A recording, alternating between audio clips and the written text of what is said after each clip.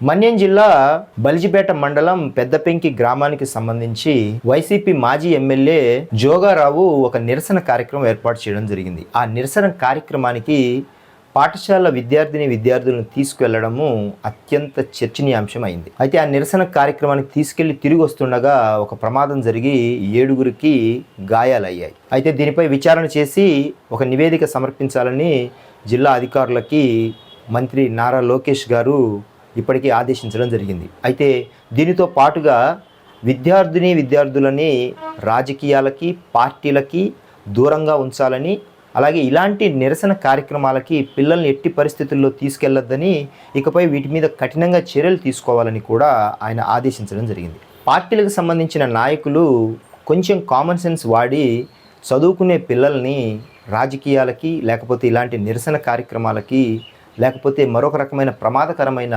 ప్రదేశాలకి తీసుకెళ్ళి వారి ప్రాణాలతో చెలగాటమాడే హక్కు ఎట్టి పరిస్థితుల్లో ఎవరికీ లేదు. ఇది పార్టీలకు అతీతంగా గుర్తుపెట్టుకొని మసలుకోవాల్సిన విషయం. ఆయన చిన్నపిల్లల్ని అలాంటి కార్యక్రమాలకు తీసుకెళ్ళి చేయడం ఏంటి? ఒక ఎమ్మెల్యేగా పనిచేసినటువంటి వ్యక్తికి ఆ మాత్రం కామన్ సెన్స్ ఉండదా?